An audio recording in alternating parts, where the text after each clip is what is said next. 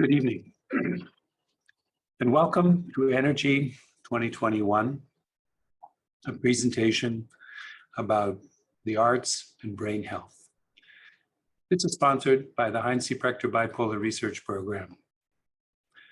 My name is Melvin McInnes, and I'm a professor of psychiatry here at the University of Michigan and the director of the Heinz C. Prechter Bipolar Research Program. My passion for working with individuals with bipolar disorder began when I was a medical student and in my early career as a physician. Seeing individuals come in a manic state or in a depressive state, and either the absence or the incredible amount of energy that they had was absolutely profound.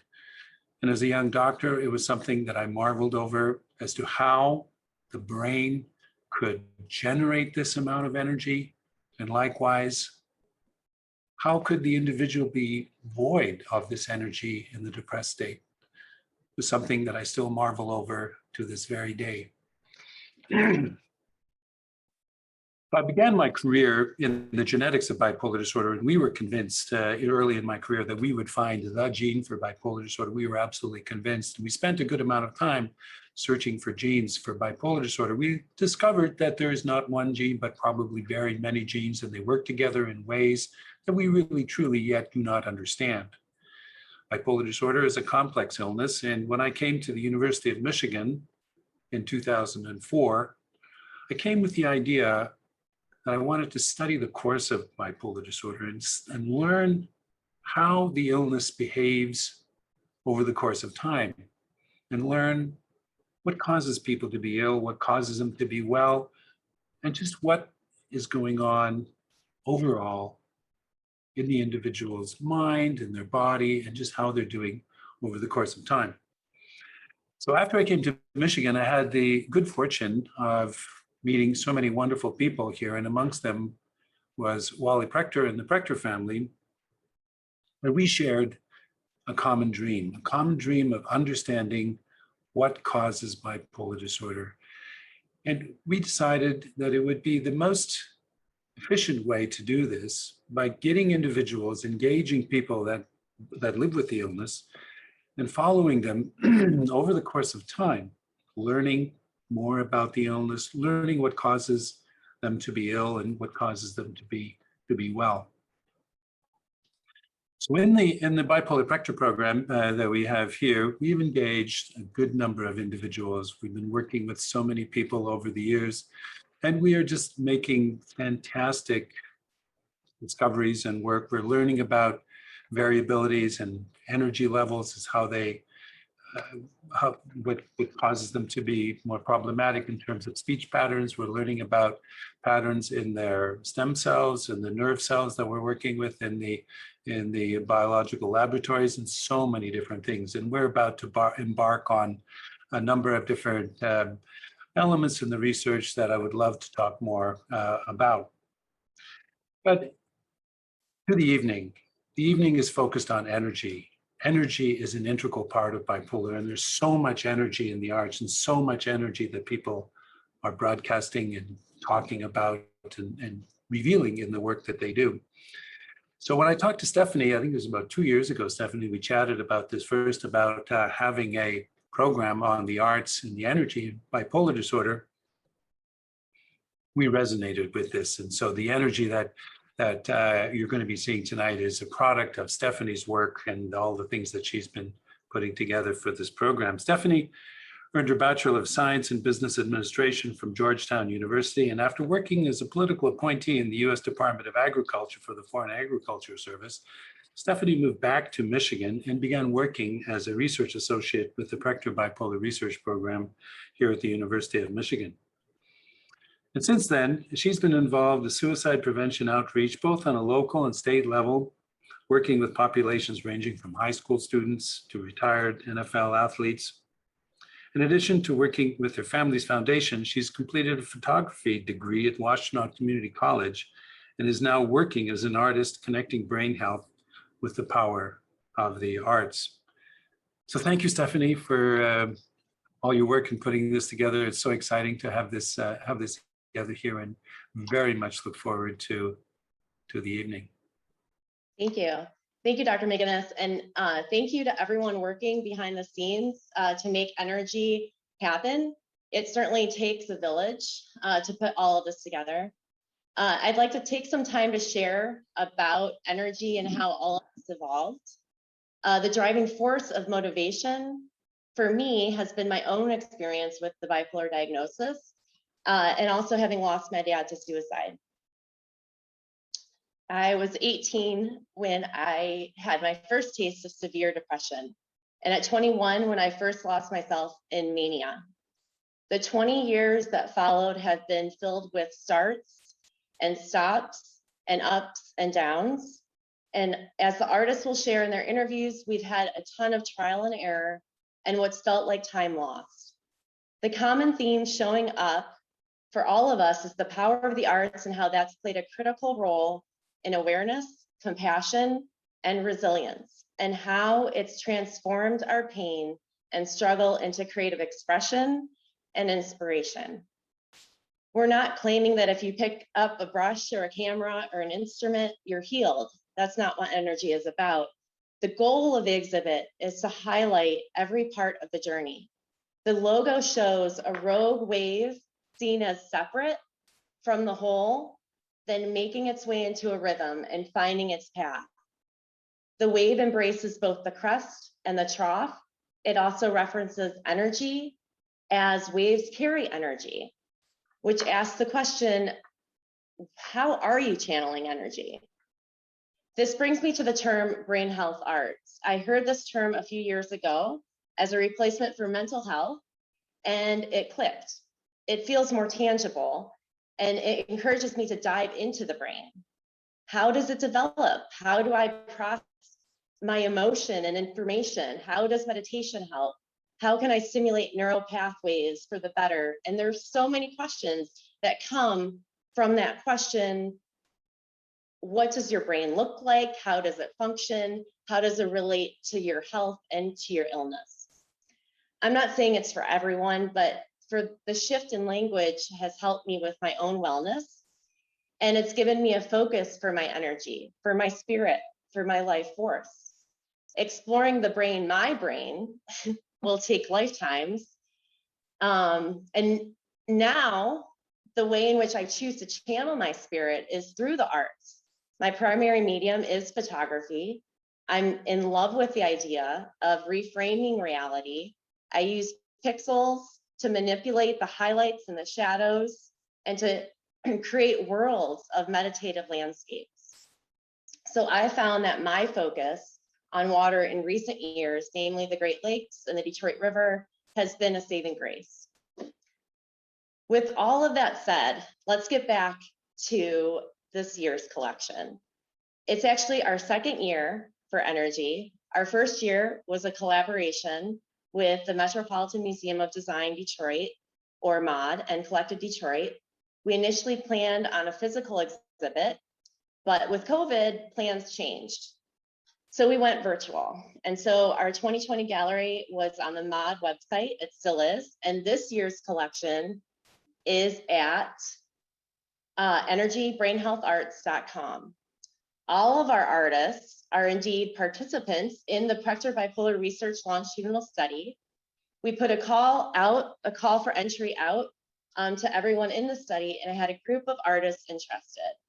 So it's been an honor to work with a group of 11 artists, learning more about their path and how they've incorporated the arts into their life story. Inspires the notion that we are all unique, regardless of our diagnosis. So now it's time to give you a condensed virtual tour of Energy 2021. Our first artist, her name is Wendy.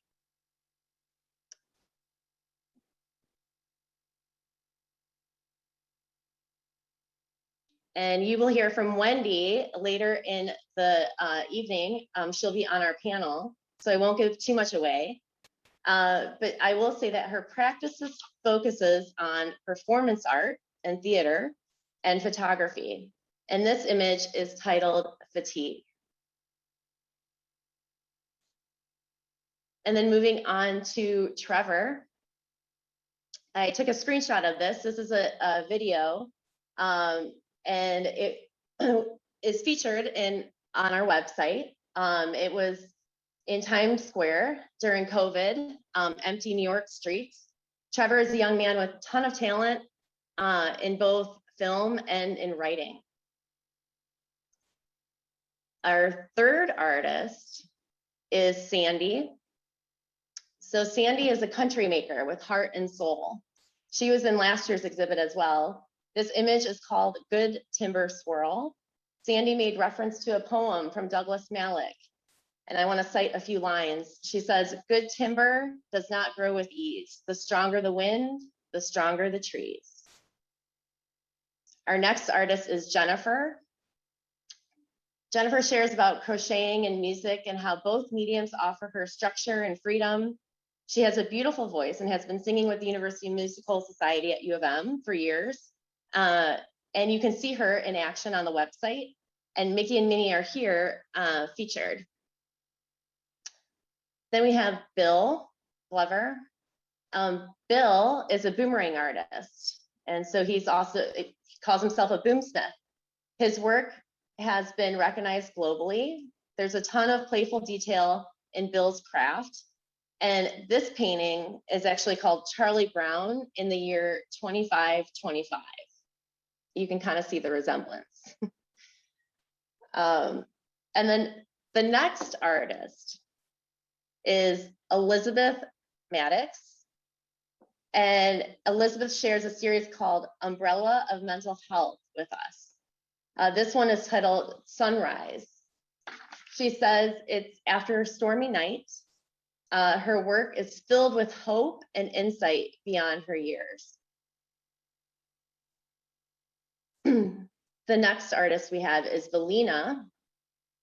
And Valina is also on our panel, so you'll hear from her later on in the interviews. She is a joy. She uses painting to work through emotion and shares about the feeling of freedom and self-awareness. This particular painting is called Head in the Clouds. Then we have Trevor, another Trevor. Trevor will also be with us in a few minutes. He works in multimedia with a gift for writing and music. I'll share a few lines from one of his poems called Embers and Tides. It says, "Intention will save the day, purpose will guide the way." And this poem was taken from his published book, The Weather Vane, The Latter Rain, and One More Day. The next artist we have is Ben. Ben Miller rocks it out on the stage and on the canvas. This painting is called Bird of Paradise. He also shares a song from his Detroit-based band Porcelain Hammer on the website, so check that out. And then following Ben, we have Lawrence, who's actually Ben's twin, and it's interesting to have twins in the study to study genetics and also just the way in which nurture and nature contribute to bipolar. Lawrence is, again, Ben's twin, and he is also multi-talented in the arts. He's saying that the arts have permeated his life through and through. This is a watercolor titled Love of Light. Then there's Anthony Morris, and he's actually the final of the 11 artists. Anthony shares about his love of chess and morphs that with poetry. He is a deep thinker, which is reflected here in this poem entitled Blunders Regarding Miscommunication. So that was a quick look at this year's collection. Please visit our website at energybrainhealtharts.com to see more. And if you wish to connect with us, send us a message via the site. We're working on plans for next year, so we'll keep the energy moving. Now I want to switch gears and dive into the interviews. I think we want to save a ton of time for interviews and for Q&A. So we have 3 artists here to share more about their work and their path. So I think I'm going to jump in with Wendy, if you want to share with us.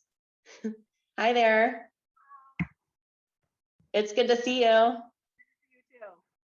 Yeah. And so, Wendy, may I ask you, how long have you been in the study? I believe since 2007, perhaps Uh-huh. 2006. I'm not really sure. So a long time. Yeah. I can't Okay. remember what year I am in the study. It gets lost, right? I think Yeah, I've been after in, that many years. Yeah. I think I've been in 14 or 15 years. But so I wanted to ask you, what inspired you to get involved in energy? Actually, what inspired me to get involved was my friend Eric, who died by suicide in September of this past year. And I'm grateful that we're able to do a tribute to him in the exhibit itself. So if you go on the webpage, you can find a tribute to him.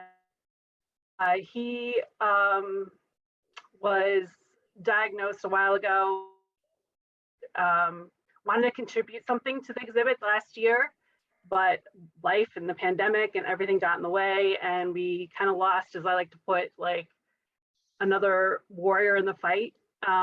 We lost him to suicide, and he kind of inspired my work this year as just sort of a tribute to him as well as his own art. And so in a way, having Eric's energy live on, right? Yes. Yeah, definitely. I feel like his energy, I have some of his art in my house, and just having that energy there really helps me, just help me get through the day. Mm-hmm. And so speaking about the topic of suicide, and how have you been able to manage that in response to everything that had gone on with Eric? I know that for me, being able to be stable enough right now to deal with it and grieve it and mourn it with my friends and loved ones has been really helpful. It's always a shock when it happens to somebody that you care about and love, and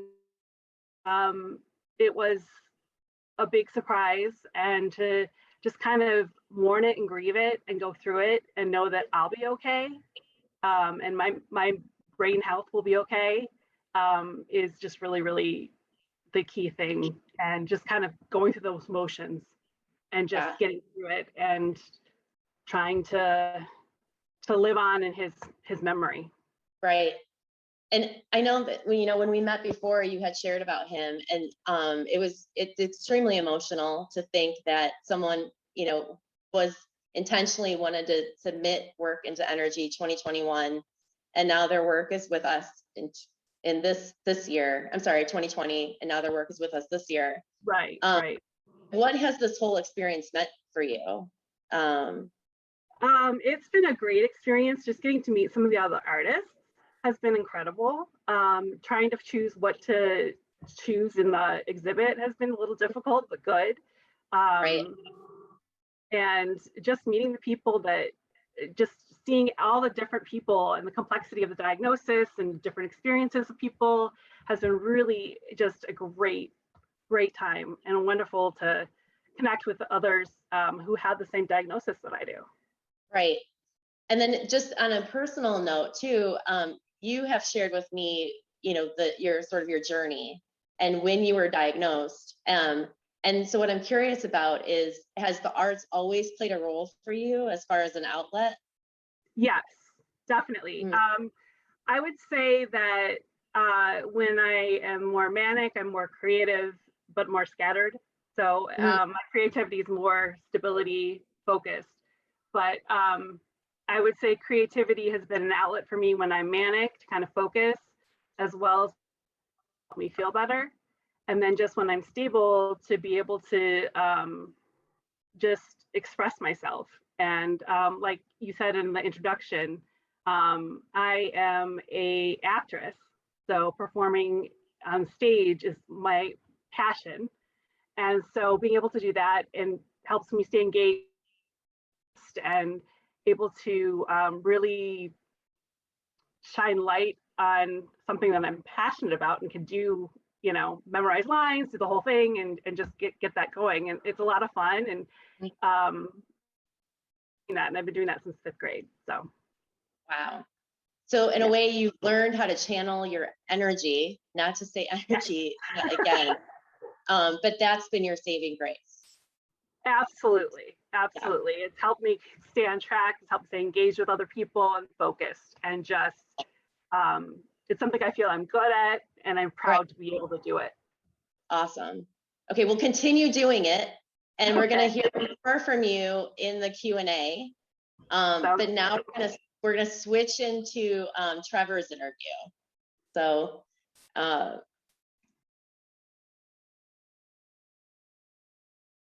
here we go. Hi, Trevor.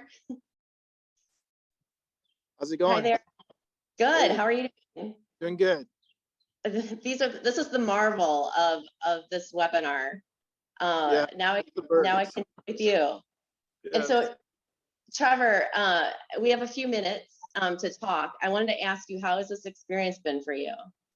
It's been good. I think it really helped last year go through the web page last year and do that process last year. I think that was helpful to kind of have gone through it last year, and then it kind of helped this year because I wanted to change things up differently with the things I chose this year. So I kind of intentionally went in a different direction with some of the things that I presented this year. So it was helpful to do it once, and I think it worked out again good this year. Yeah, for sure. And we're so appreciative. And you're someone who's kind of a jack of all trades, right? Yeah, for sure. So really, what has the arts meant for you in terms of this diagnosis? Yeah, it was really a thing for me early on in my diagnosis, where it was writing and drawing that were kind of my first kind of inroads into the arts, kind of as therapy tools for me. And that's kind of where I kind of learned stream of consciousness writing, and also even stream of consciousness drawing, kind of through the downtime when I wasn't able to work or I wasn't able to be at school. And those when that kind of skill set was starting to be developed early on in my diagnosis. That's kind of where that came from. Mm-hmm. And I mean, for me, the writing has been a saving. I don't know what I would do without the journaling. So do you journal quite a bit, or? Yeah, it's comes and goes. I think it definitely was a thing that initiated back in '96, and then throughout, there have been different seasons where it's been more plentiful than others. When I first started journaling, I want to say even the first, 4 or 5 years was just a jumbled mess. Yeah. And it was code. It wasn't even worth remembering or trying to make sense of. It was just trying to understand life, and what came out, and it wasn't pretty. And but over the years, writing has kind of been kind of the cornerstone of my therapy myself, and being able to understand my world. When writing is happening, it's my kind of lease on sanity and being able to just process everyday life. And so it's very crucial for me. Yeah, for sure. I think you touched on two things: stream of consciousness and kind of following that, and then also to everything there's a season in life, right? Yeah, Can you definitely. speak to that? Yeah, it's amazing. I mean, there's definitely been seasons where, sometimes I'd be writing 2 or 3 times a day, and then there's other seasons like the one I'm in right now where I might be lucky if I touch a pen once every 2 weeks. So it flows in and out, and it does change with seasons, with moods, with other things going on in life, other priorities and things like that. So it definitely is something that is flowing, is not just a static thing that happens all the time. It's contingent upon what's going on in my life as well. Ebbs and flows, right? Yes. Ebbs and flows. And so another question I want to ask you before we're done with our interview is, you have kids. Yes. And so they're little right now. I think you said there's a 3-year-old and an 8-month-old. Pretty much. Yep. And so there's a genetic component, to the bipolar diagnosis. And yes. I'm just curious, how do you take that in? Yeah, it's been one of those things that I always wanted kids. And I think growing up through this process over the last couple decades, there's a lot of tools I've learned through the arts, through just life. And I really felt that I had something to give, not just to the world, but just to my future kids, as I was kind of going through all these process of healing and things like that. So I felt that definitely growing up and growing through these things has helped me learn the emotional aspects of things, the how to handle life, how to handle circumstances, how to handle everything. And the arts have been crucial for me to be able to do that and be able to pass that on to my children as well. Mm-hmm. And so I think in terms of, what term did you use the other day? Like a toolbox? Yes, definitely. It's definitely a toolbox. The arts, whether it's writing, whether it's painting, whether it's ceramics, whether it's all those things that I've dabbled in, as the jack of all trades, I guess. All those things I've dabbled in, they hint on different energy levels. They all require different energy levels to produce, to execute, and all of those things have their own magical way of being able to release energy into the world, into yourself, and to be able to do that. So those are all things, again, in a toolbox that I'm able to kind of work through and hopefully teach my own children how to kind of work through those things too. Yeah, I have no doubt that you will. That's really awesome. Thank you. All right, we're going to move into Valina's interview, but we will see you at the panel. Sure. Okay, thank you. Yep. Valina. Hi. That was so quick. We were outside with Trevor, and now we're inside your room. Yes. And your painting is right next to you too. Yeah, this is the one I put into the exhibit, and it's always been sitting here after I finished it, and I was like, well, it looks nice in the back of the video. Yeah, awesome. And what's the name of that one? And that one is Disconnection. Disconnection. Okay, tell us a little bit more. And I want to share too, this is a very new diagnosis for you, right? Yes, I was only diagnosed a few years ago, and I'm 23 now, so it was like my very early 20s. Mm-hmm. And all right, so before we get into the painting of it, have you always painted? No. Growing up, I mostly worked with like graphite and like chalk pastel. I didn't think I was good with color until like my last recent hospitalization. We were in like an arts and crafts, and I had big emotions, and I pushed the paint around, and I said, wait, I can make this, I can do that. And it felt relieving to have it done afterwards, and I haven't stopped since. Nice. Yeah. That's awesome. And so how has that been for you, sort of like understanding diagnosis and processing all of it? I think art has definitely helped me a lot process it and being able to paint. And when I have those big emotions, like those full body type emotions, it really allows me to like how you said the journaling earlier, allows me to really just get everything out, and it honestly feels slightly better afterwards. Like I can be in the midst of like a breakdown and I just need to get those emotions out, and it's equivalent to like journaling. Right. And what about I know you talk quite a bit about self-awareness. Yes. And you're how old now? Do you mind sharing? 23. Okay, so you're 23, and I find you to be more self-aware than a lot of 23-year-olds. I mean, I don't know a ton, but where do you get that from? I attribute also a lot of it to years of therapy. I want to say when I received the diagnosis, I really wanted to be able to understand myself even more, and that involved doing the hard work in my therapies, and like really practicing like the skills that they were teaching me every day and really taking it to heart, so I can start living and flourishing sooner rather than later. And you know what I like it when you say doing the work, because yes. it's work, right?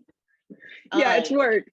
Yeah, and staying vigilant at that. Yeah. And And this other theme that I really want to touch on with you is the theme of individuality. And I mean, how has that, because I know that, and also identity, how has that formed for you based on everything you've been through? I think, especially after the diagnosis, I was really struggling with what I felt like I was supposed to be doing. I would like kids my age, you know, they work 9 to 5s, they go to school full time, they do good, and they don't never miss work. And I didn't quite fit that mold. And it was after a conversation with my mother, actually, when like she really like, you don't have to do it, like you don't have to do that. And everything just opened up. I really felt like I don't have to force myself to do things if it's detrimental to my well-being. And so directly after that, I started really prioritizing myself and my interest and really doing only what not in like selfish ways, but really taking care of my well-being, what I wanted to do. I really felt like I was forcing myself to fit into like a capitalistic type society, and I wasn't quite fitting in. And I thought something was wrong with me, but I realized I can just alter my world however I feel it, and then I can create my own like safe space around me. Right. And so that's compassion for yourself, right? Yes. Yes. And then also prioritizing who you are. And I love how you share, you know, about being true to yourself, which a lot of people, you know, you say that, and that sometimes sounds trite, but when I hear you say it, I really feel like you're working at it. Yeah, I'm glad it comes off as authentic. I never wanted to be only to have my existence be performance for others. I wanted to be a true expression for myself.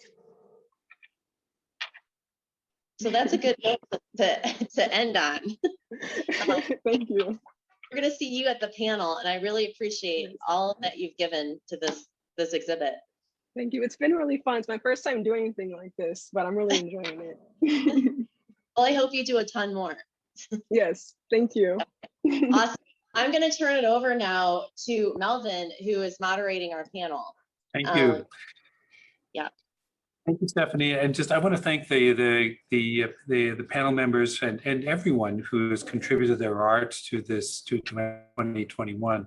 And it's just phenomenal and just wonderful. We just so appreciate your contributions at every level, and we enjoy working with you at every level as well. So this is phenomenal.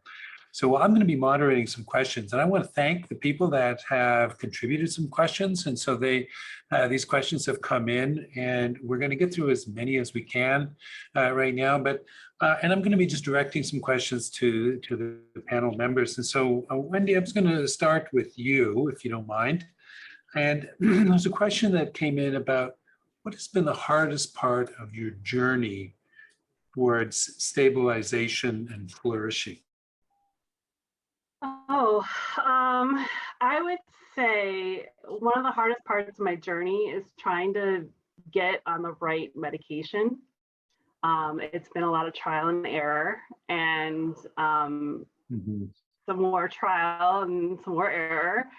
And I think that just getting to that right point where I can feel stable has been the hardest thing for me.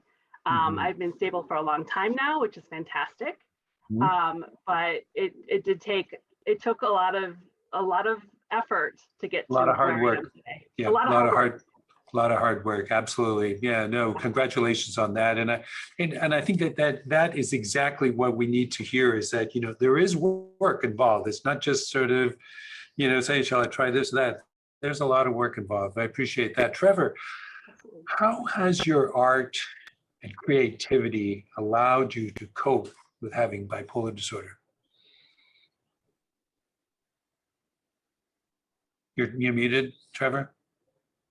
Yes, I think the way I can put it this way is that every art form that I've engaged in over the last 20 years requires some form of input on my own, some sort of energy input on my own.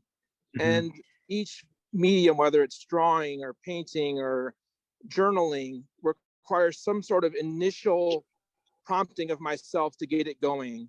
And then usually what follows after that is kind of almost like we're talking to Stephanie earlier, stream of consciousness thing kind of creeps in and kind of boots itself in, and then I'm running along with that into a final product. And so that kind of thing is every art form does a different thing, opens a different door, helps heal in a different way. And so the more I have tried and experimented with, and the more mediums I've tried working with, it helps in totally different. Every medium is different in how it helps and how it activates energy and how it presents energy out to the world. Oh, wonderful. Velena, are you creative across your mood swings, or do you feel that you're more creative during particular, either in high periods or low periods?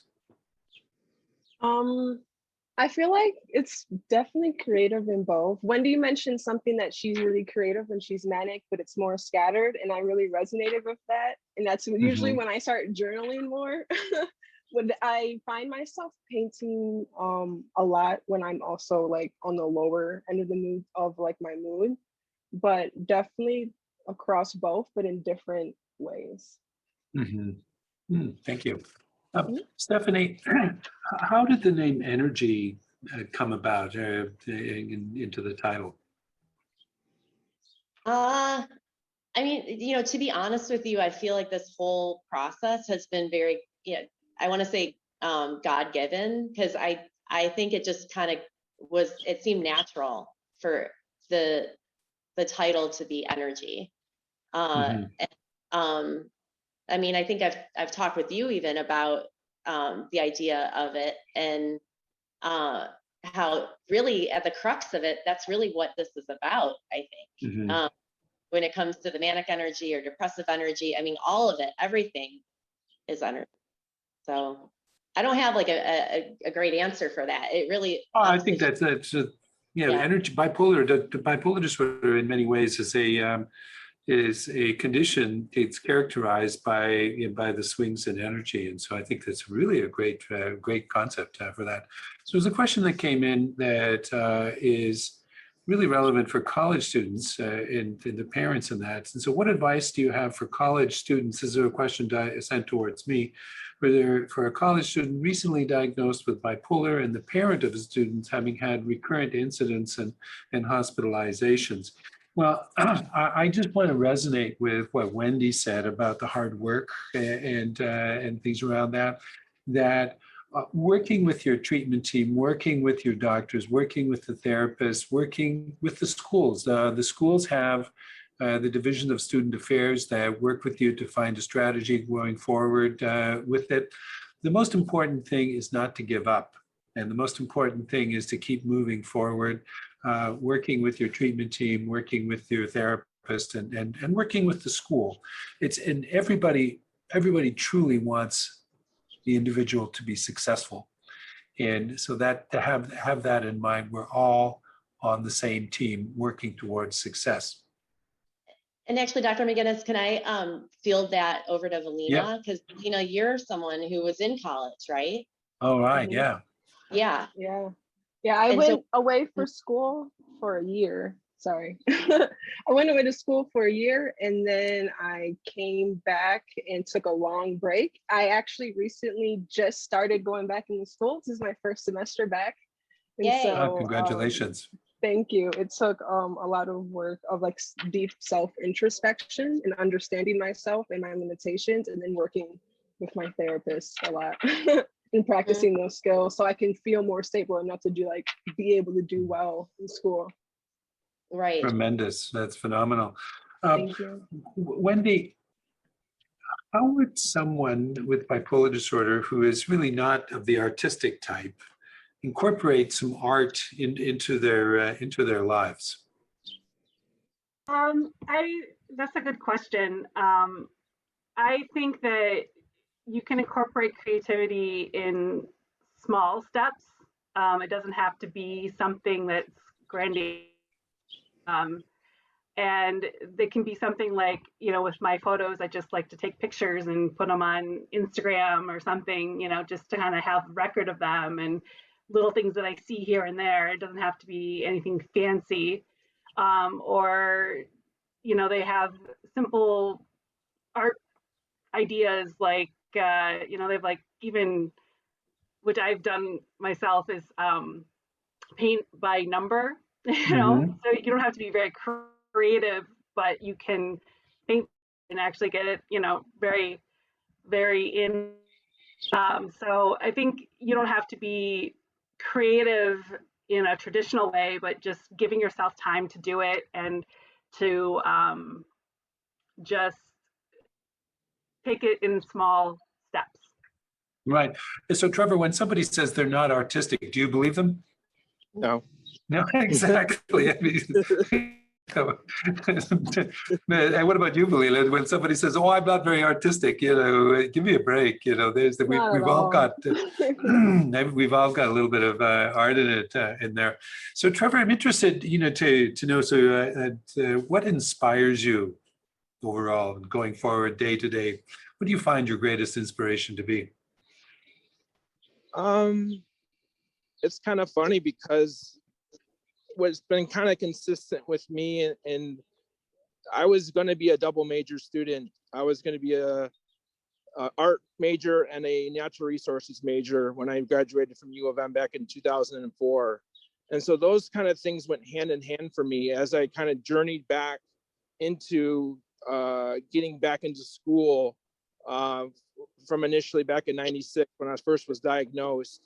That pathway of natural resources and art was always kind of a consistent goal, was a consistent kind of landmark for me. And it's just continued post grad.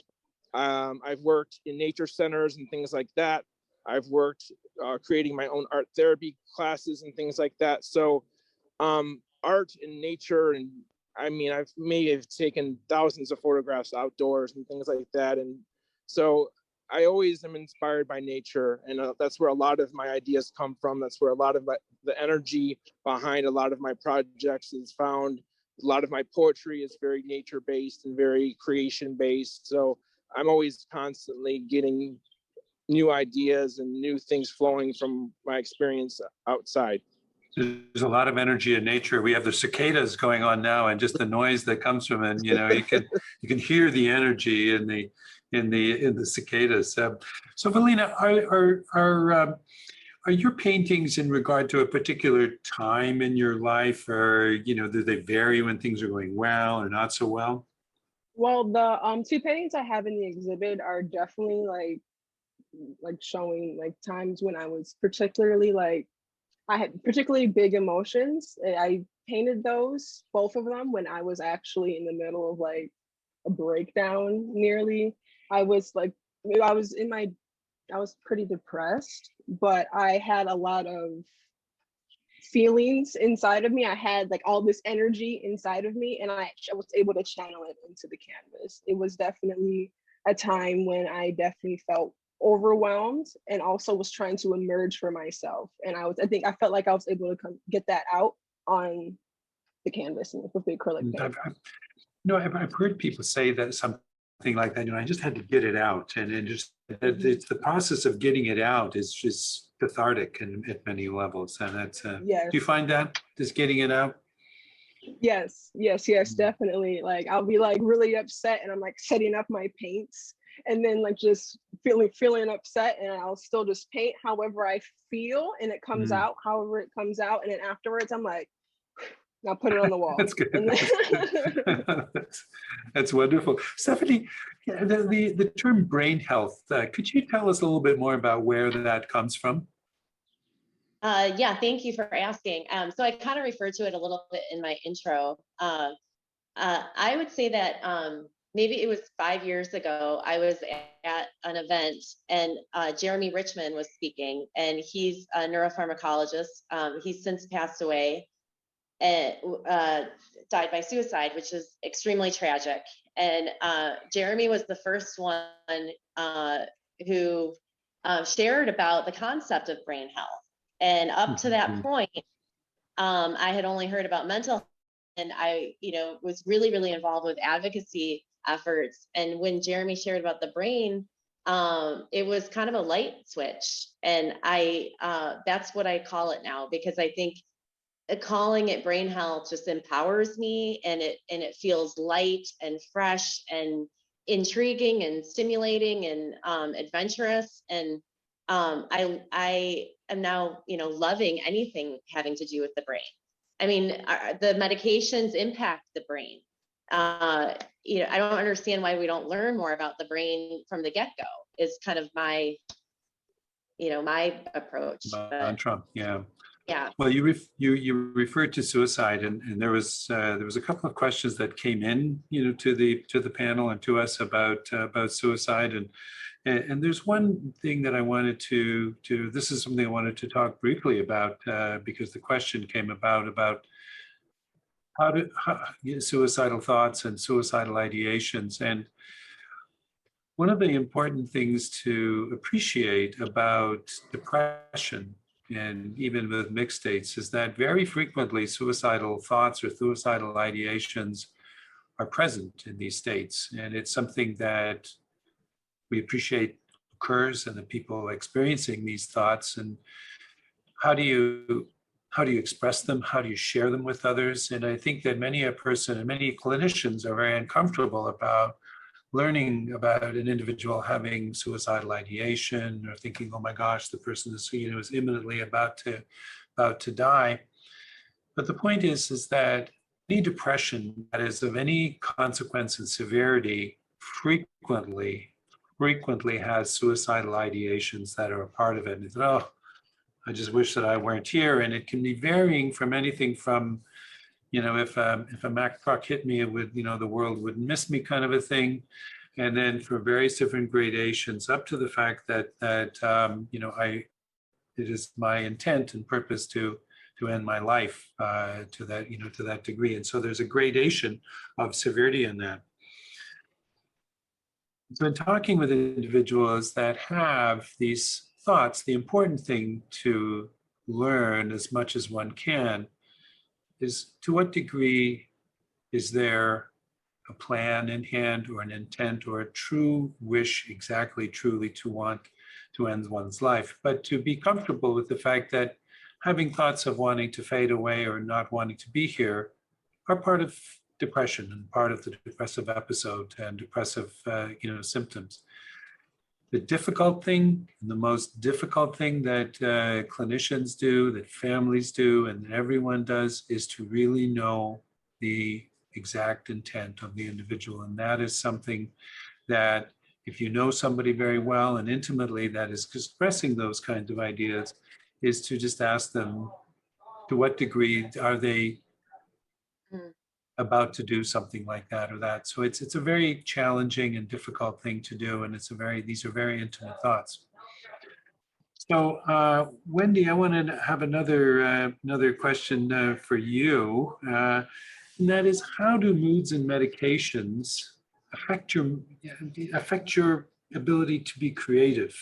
So in particular with do medications affect your creativity? I've heard people say, I just feel flat on this medication, or such as the case may be. How do they affect you? I would say that it's not the medication that's affecting me as far as creativity is concerned. I would say if I got a good mental state where I'm stable, and then I'm the best at being creative. Mm-hmm. So in order to get at that creative best state, I'll have to be on a medication that's going to help me. Mm-hmm. So I think looking at medication as being a tool instead of being like a detriment, because some people find it to be detrimental, help me stay stable and to create. That's great. So medication helps keep things on the straight and narrow with that. So another question that's come out, and Trevor, I'd like to hear your perspective on this, and that is, for artists, what causes artists to avoid, doing, artistic work, or what causes people to, what gets in the way of doing work? Are there episodes or different things that cause problems there, or what is it that interferes with your ability to be creative? I think it just boils down to patience, a level of patience. And like Wendy was saying, I mean, if you're not medicated properly, you don't have patience to be able to engage in the arts. When your life is chaotic with busyness, whether it's you're busy with school and work and things like that, or your home life is busy and you're working and you have kids and all those things, if you don't have a certain level of patience or a level of quiet, art is a very hard thing to be able to tap into freely if you have busyness and not quiet in your spirit, really. And that's what's essential for art, and it only gets cultivated as you learn to be comfortable in that quiet space and learn to be okay in that quiet space. And that's something that is essential. Thank you. So Stephanie, do you need to be inspired to do artwork, or is it just I don't know. I'm just curious to know, what is the artistic energy that emerges? So do you wake up one day and say, okay, I'm going to be artistic today, or do you get an inspiration? Yeah, well, and I want to speak to Trevor's point, because I feel like the stillness is key. And I guess like having a deep inner calm is a commodity, and one that all of us, I think, work really hard to try to figure out how we can get.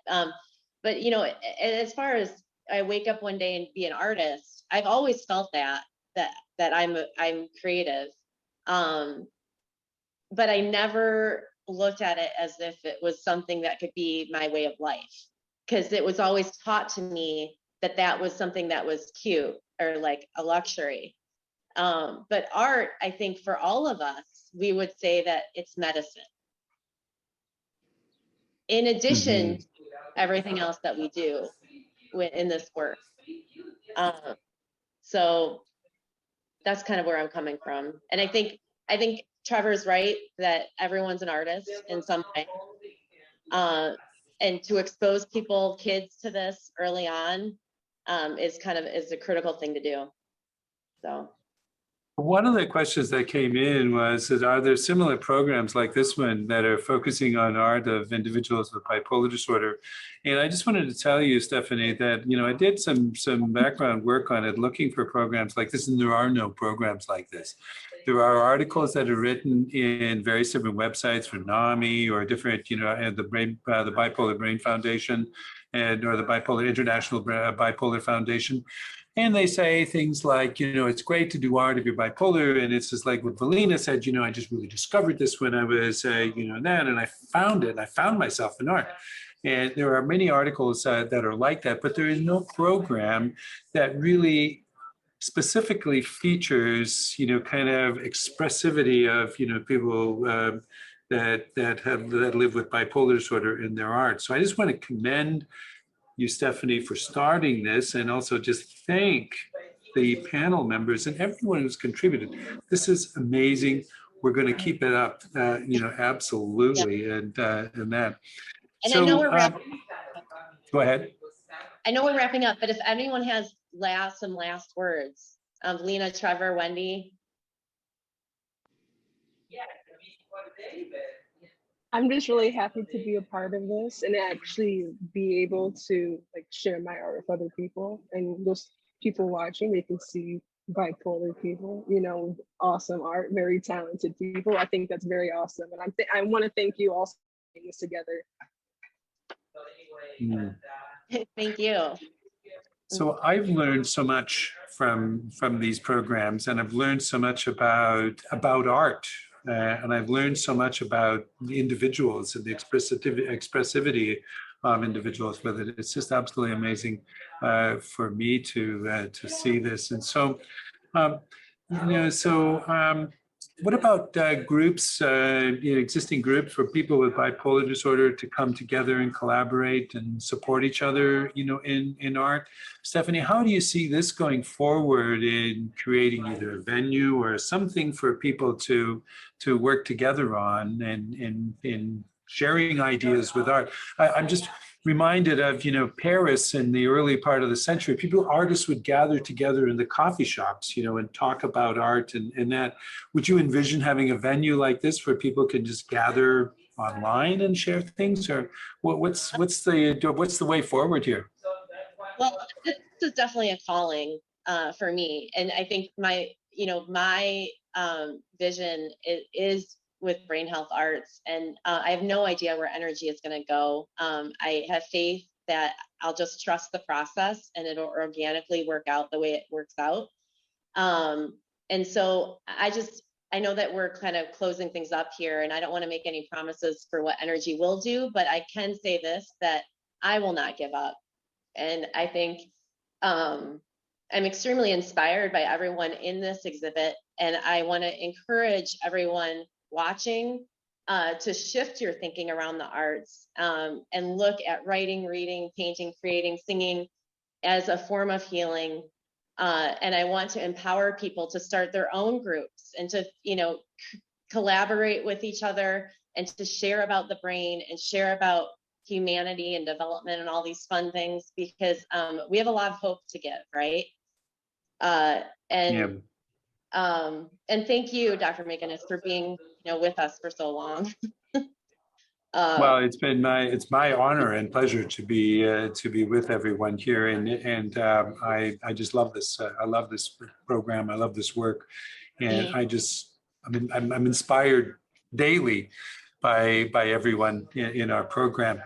So as we're now about to close down, I think we're reaching the top of the hour. Alina, thank you, Trevor. Thank you, Wendy, for joining us. It has just been a pleasure and an honor to meet you and chat with you and hear your stories. And it's just an inspiration, in a word, inspiring. Thank you. I want to remind everyone that this program has been recorded, and there will be a link to the program or link to the recording sent around in a follow-up email. And I want to thank the friends of the Prechter Program that helped make this collaboration possible. Linda and Bruce Akins, Carolyn and Jim Bellinson, Tavi and Bill Hampton, Liz Goodnow, Gil Leaf, Liz and Brian Guz, Regent Denise Ellis, Sandy Nolerberg, Mary and Don Kosh, Karen Luther, Wally Prechter, Pat and Jerry Wagner, Ellie and Patty Zarrett.